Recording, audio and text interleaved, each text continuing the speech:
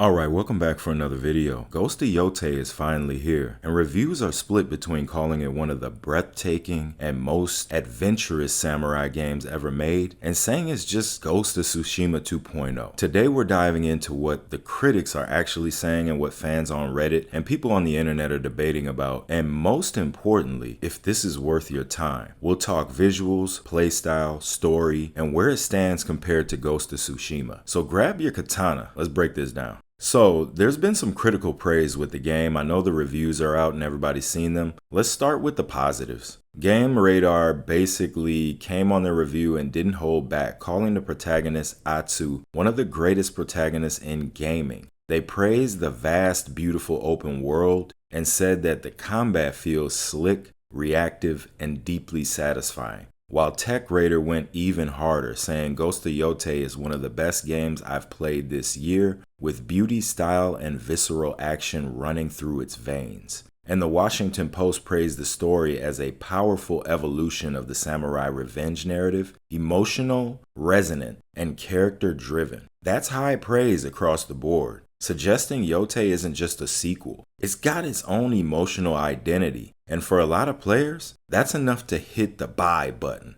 Let's transition into the visuals and the atmosphere, right? But if there's one area that's really got the critics and players both agreeing on the game, it's just that. It's the visuals. Ghost of Yōtei is absolutely stunning. From cherry blossoms falling all over the battlefield to snow-capped temples on distant peaks, to basically lanterns reflecting in the distance, rain-soaked streets that you can see some of those reflections off of, the game is basically a visual feast. Compared to Ghost of Tsushima, which already set the bar for cinematic presentation really high, Yōtei pushes it even further with denser detail, next-gen lighting, and more dynamic weather effects. The camera work also leans harder into basically like that Kurosawa film style. Every duel feels staged like a movie scene. That sense of cinematic immersion, definitely one of the game's biggest strengths. So let's talk about the gameplay, right, and the playstyle of the game.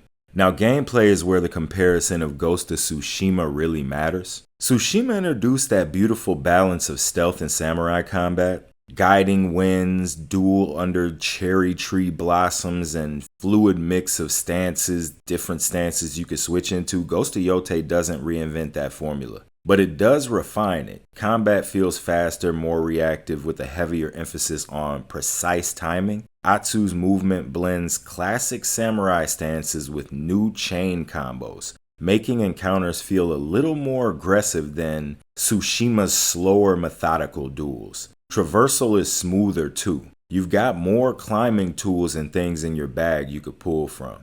Grapples, environmental interactions are hyped up as well. But this is where the criticism comes in. Some reviewers say climbing sequences get repetitive and drag down the pacing of the game itself. So that is something that I want to talk about. I haven't got my hands on the game. A lot of people are playing the game. The reviews are out. A lot of people have review copies of the game. There's a lot of footage out in the game. I kept the footage in this video non-spoiler and non-intrusive, so you could watch this all the way through. It's basic footage that's out there already, or something that I've cooked up, an amalgamation of footage that you don't have to worry about it being like gameplay from in the game where you're going to get spoilers. Not going to happen. So it's interesting. Why would the people keep saying that they're not having fun due to multiple climbing interactions? I don't know. But I'm very curious as to what they're talking about, and that might just get me to play even faster than what I was actually originally thinking of playing the game, which could have been at any point in time. Now I'm actually hyped.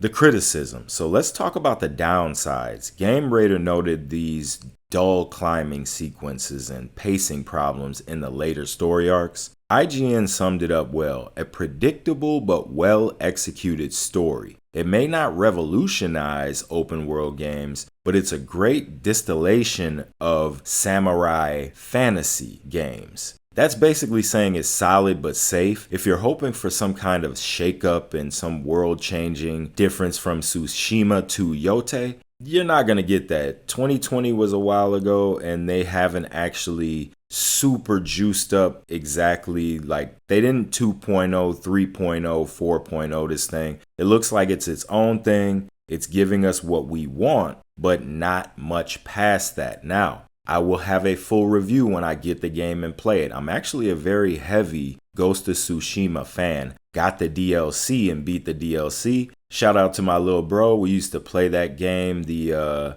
game where you did the multiplayer and run around and doing things together. We used to actually cook on there and do that up on multiplayer online, but that's neither here nor there. Hopefully they have something like that comes to this game really to tie it in. Now, a 10-year-old critic calling it an unfinished mess, definitely not the general consensus, right? But other people who are coming out with their actual reviews, they're people who have a voice within the community. So if you want to listen to a kind of a collection of what they're saying, I would go ahead and do that, because it seems like there may be a lot of depth to the game, and some people are taking it different than others. So I like to, when that happens, go through a few different reviews and different outlets that I trust and try to get what the game actually is feeling like. I don't want to hear too much of the AAA reviews back to back, because they're going to tell you kind of, they got the game early. They don't want to step on the people who produce the game, so that they don't even get a copy next year. Like, I know some of these people are big enough, but some aren't. So the reviews, right? Since we're touching on that, I do want to say numbers don't lie though. And the consensus is strong. Metacritic has Ghost of Yōtei sitting in the general favorable range. OpenCritic shows a 97% critic recommendation rate with an average score of about 89. So even with pacing issues, most reviewers still agree that this is one of the strongest action RPGs of this year. And that's actually saying a lot. We had quite a few drops. Let's talk about whether you should actually buy this game. Should you play Ghost of Yōtei? I know there's a lot of drama swirling around the game right now, and a lot of people want to know, should they pick up the game? I'm going to let you know here. The answer to the big question, should you play Yōtei? If you love Ghost of Tsushima and want more, this is a no-brainer. It's a bigger world, sharper visuals, refined combat, and an emotional story that makes you kind of want to root for the underdog and hope for that revenge story, which is kind of crazy, right? But if you're burned out on open world games, if you're looking for something completely new outside of Ghost of Tsushima, you might want to wait for a sale or some type of discount. Ghost of Yōtei doesn't reinvent or revolutionize the genre, but it polishes the samurai fantasy genre into something unforgettable in this game, is what I think it's going to do.